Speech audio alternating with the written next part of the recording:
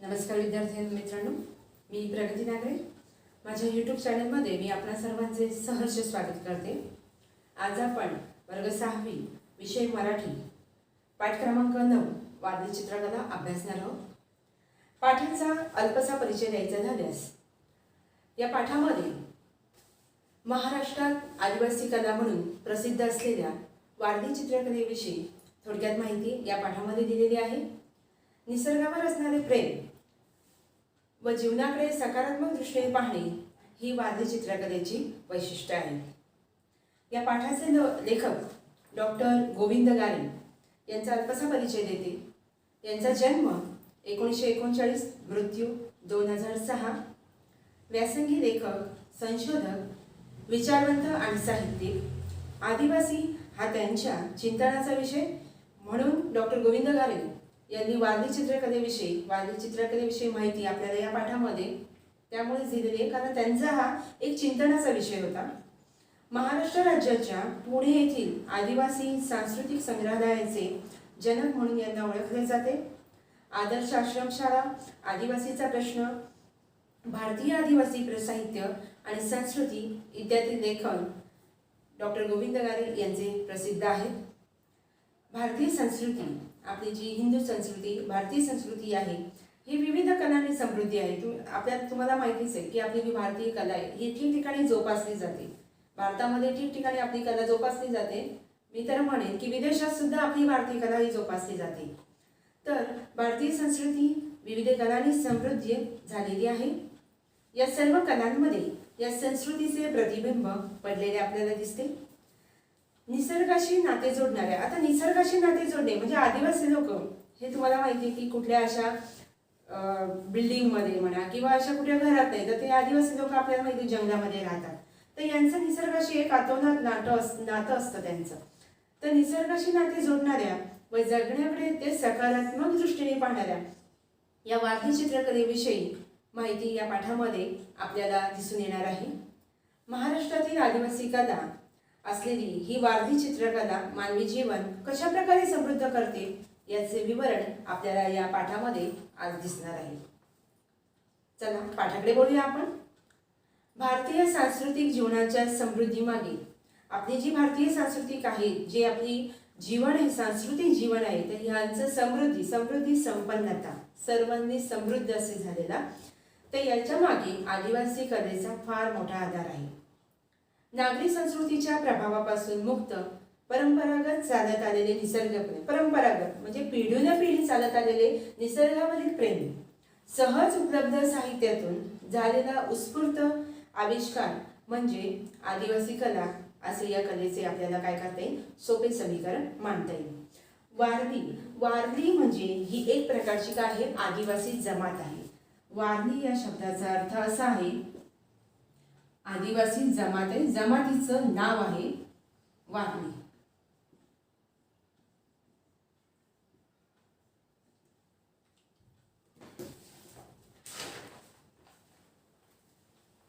जमातीचं नाव आहे वारली. तर महाराष्ट्राला आदिवासी कलांचा समृद्ध वारसा लाभलेला आहे. आपला जो महाराष्ट्र, आपलं जे राज्य आहे, ते ह्या आपल्या राज्याला आदिवासी कलांचा समृद्ध काय झालेला आहे, समृद्ध वारसा आहे. समृद्ध वारसा म्हणजे समृद्ध म्हणजे संपन्नता, ऐश्वर्य. समृद्ध म्हणजे काय, संपन्नता आणि ऐश्वर्य, तर यांचा वारसा लाभलेला आहे. मग त्यामध्ये आता काय काय आहे, मग त्यामध्ये वारली चित्र आहे, लाकडी कोरीव काम आहे, मुखवटे आहे, मृणमूर्ती आहे, धातुकाम आहे, पाषाण मूर्ती आहे, वाद्य आहे, शिकारीची साधने आहे व इतर कलात्मक वस्तू म्हणजे तयार केलेला कलात्मक स्वतः त्यांची कला त्याच्यामध्ये दिसून येते आपल्याला, यांचा समावेश होतो. आदिवासी कलांचा हा वारसा निश्चितच वरच्या दर्जाचा आहे. त्याच्यामुळे आपण याला दर्जा हा वरच्या दर्जाचाच मानला जातो. कारण ही जी आदिवासी कला आहे, ही या आदिवासी कलेने काय काय पुढे कशामध्ये समृद्ध असे केलेले की कोरीव कामं केलेले, लाकडी कोरीव काम केलेले, वारली चित्र काढले, मुखवटे केलेले, त्यांनी मृणमूर्ती, धातुकाम, हे सर्व आदिवासी लोकांनी काय केलेले, हे स्वतः तयार केलेले आहे, स्वतः केलेलं आहे. परंपरागत म्हणजे पूर्वीपासून आदिम कलेची मूळ बीजे वारली चित्रकलेत विकसित झालेली दिसतात. वारली प्रदेशात म्हणजे वारली ठिकाणी किंवा वारलीच्या जी आदिवासी जमात जिथे राहते त्या प्रदेशामध्ये छोट्या छोट्या पाडा म्हणजे आपण एक प्रकारचं पाडा म्हणजे काय म्हणता येईल ते की जिथं आदिवासी लोक राहतात, तर आदिवासी लोकांची वस्ती, पाडा म्हणजे एक प्रकारची काय तर तिथं वस्ती जिथे आदिवासी लोक राहतात. तर पाड्यांच्या घराच्या कुडावर व भिंतीवर चौकोन त्रिकोणाकृती आणि चित्र काढलेली असतात. वारली चित्रकलेचा परिपोष संस्कृती, परंपरा व परिसरातील निसर्ग संपत्तीचा आधार घेऊन झालेला आहे. आता आदिम कलेची मूळ बीजे ही वारली चित्रकलेत विकसित झालेत म्हणजे त्यांचा तिथं विकास झालेला आहे. आणि वारली प्रदेशात म्हणजे जिथे वारली लोक म्हणजे ही आदिवासी जमात जिथे स्थायिक आहे, जिथे त्यांची वस्ती आहे, तर त्यांनी त्यांच्या घरांवर त्यांची जे छोटी छोटी घरे, कुडाची घरे आहेत, त्या कुडाच्या घरांवर काय केलेले, भिंतीवर काय केलेले, त्यांनी चौकोन त्रिकोणाकृती असे काय केलेले आहे, चित्रे काढलेली आहेत. वारली चित्रकलेचा परिपोष संस्कृती म्हणजे त्यांची जी वारली चित्रकलेची जी आहे ती परिपोष संस्कृती आणि परंपरा आणि निसर्ग संपत्तीचा आधार घेऊन आलेला आहे. त्यामुळे वारली चित्रकलेमध्ये धार्मिक विधी, लग्न विधी, त्यांचे दैनंदिन जीवन व लोकजीवन आपल्याला चितारलेले दिसते. त्यांचं जे लोकजीवन आहे, लोकांचे कसे जीवन आहे ते आपल्याला दिसून येते. त्यात आजूबाजूचा परिसरातील पशुपक्षी, वृक्षवेली, नदी नाली, डोंगर, पहाड, वने, जंगले, नृत्य, घरदार, शेतीचे हंगाम, शिवार, जत्रा इत्यादी विषयांना धरून त्यांनी काय केलेले, भित्तिचित्र सुद्धा काय केलेले, रेखाटलेले आहेत. वारली चित्रकला जर समजून घ्यायची असेल तर समजून घ्यायची झाल्यास तर आपल्याला काय करावं लागेल की वारली लोकांच्या आपल्याला छोट्या छोट्या वस्त्यावर फिरून लोकांना बोलते करावे लागते. मग तिथे आपण लोकांना बोलते केले का ते आपल्याला वारली चित्रकलेविषयी माहिती आपल्याला देण्यात येईल.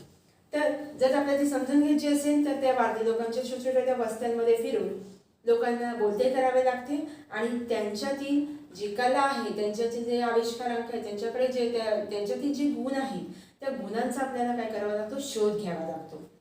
तांदळाच्या पिठामध्ये पाणी ओतून त्या द्रव्याने बांबूच्या काड्याने रंगवलेली पांढरी शुभ्र वारली चित्रे लहान मुलांनी काढलेल्या चित्रासारखी वाटतात. आता तुम्ही आपल्या मराठीच्या पाठ्यपुस्तकामध्ये वारली चित्रकला या पाठामध्ये आपल्याला एका साईडला वारली चित्रकला पांढऱ्या रंगाने अशी काढून दाखवलेली आहे.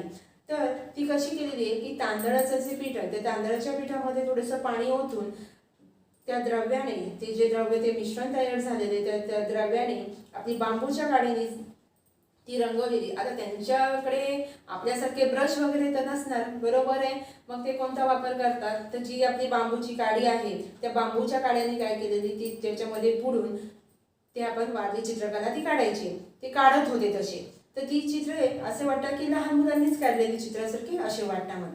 मग त्याच्यामध्ये चित्राचे आकार मात्र निसर्गातून प्रेरणा घेऊन तयार झालेले असतात. त्याच्यामध्ये जे चित्रांचे आकार आहेत, जर तुम्ही आपल्या मराठीच्या पाठामध्ये जर बघितलं तर त्या पुस्तकामध्ये जी वारली चित्रकला जी दिलेली आहे तर त्याच्यामधले जे आकार आहेत तर ते आकार आपल्याला काय करतात, एक प्रकारची प्रेरणा देतात, निसर्गातून प्रेरणा देतात, आपल्याला उत्स्फूर्त करतात. वारली चित्रातील आकार व रेषा ह्या प्रमाणबद्ध नसल्या तरी वारली चित्रकारांच्या निरीक्षणाची व कल्पनाशक्तीची दाद द्यावी लागते.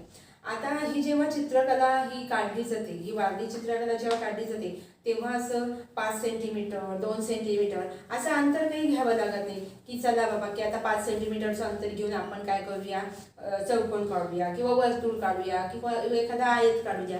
नाही, तर त्यांचं जे प्रमाण असतं, त्यांच्या ज्या आकार व ह्या ज्या रेषा आहेत त्या प्रमाणबद्ध नसतं. आणि त्या प्रमाणबद्ध जरी नसल्या तरी वारली चित्रकलेच्या चित्रकारांच्या निरीक्षणाची आणि कल्पनाशक्तीची दाद द्यावी लागते, कारण त्यांच्याकडे कुठल्याही प्रकारचं गणितीय मोजमाप नसतं.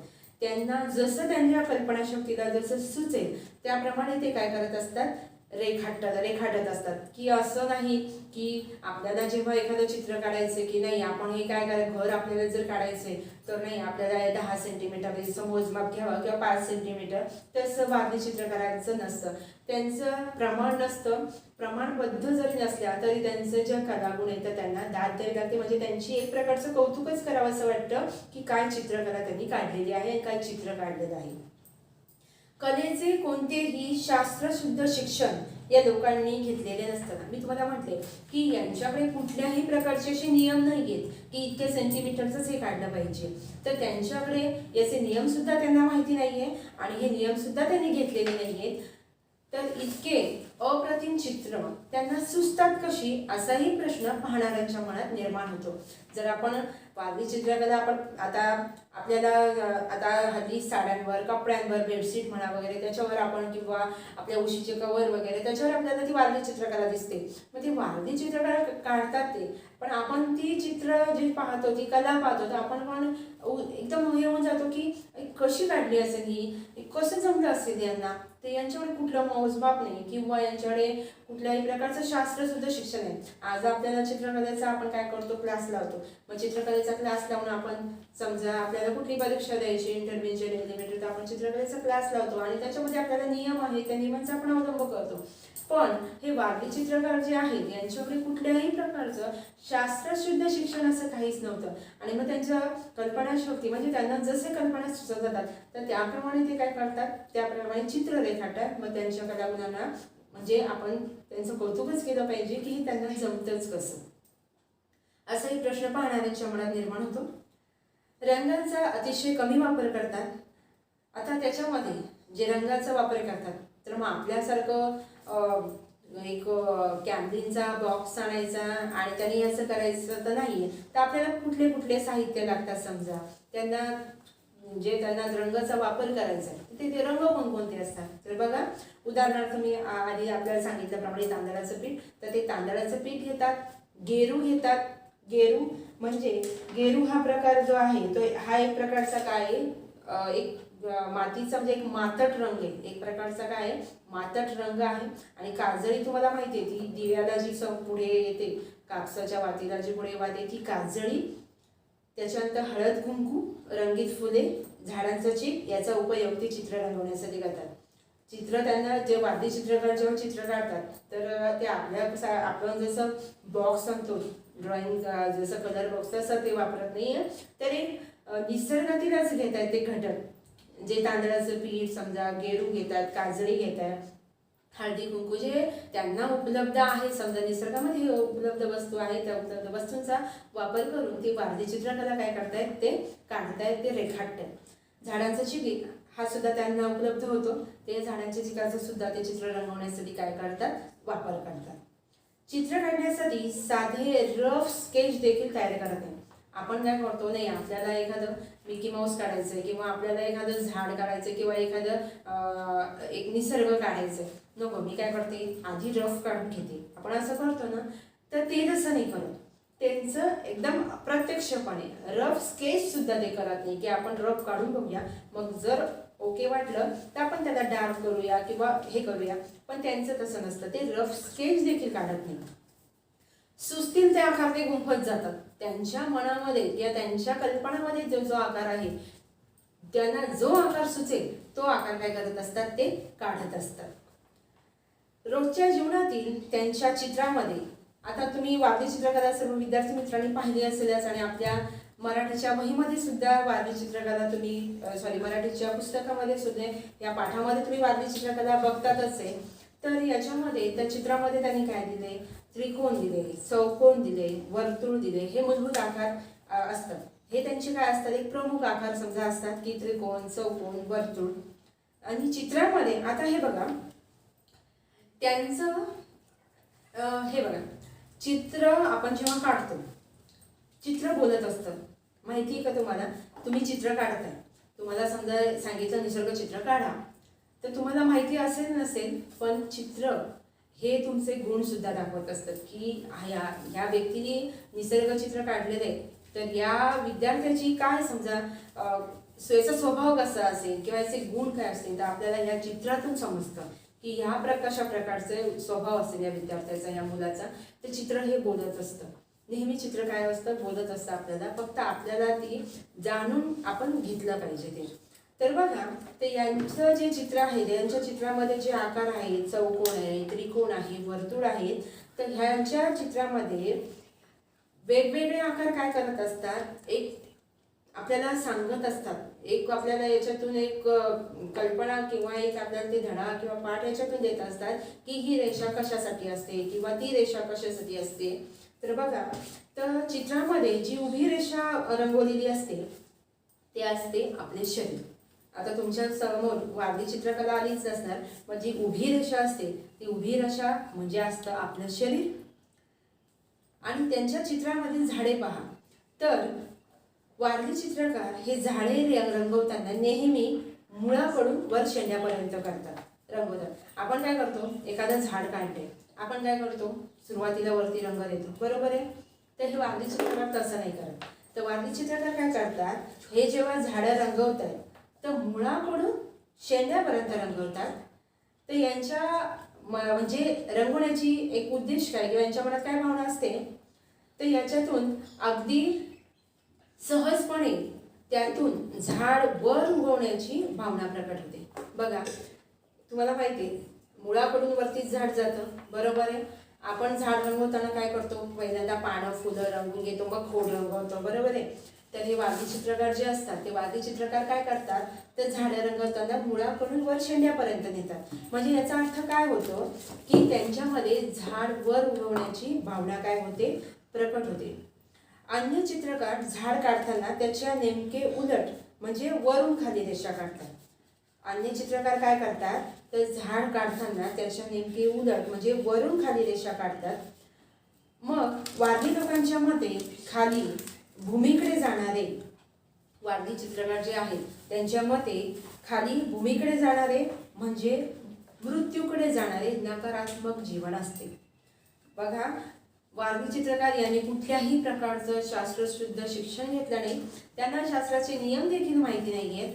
पण त्यांच्या मते जर का भूमीकडं जर आपण हे केलं, वारली लोकांच्या मते असं आहे की खाली जर भूमीकडे आपण जाणारे जर काढले तर याचा अर्थ काय होतो की मृत्यूकडे नेणारे नकारात्मक जीवन असते.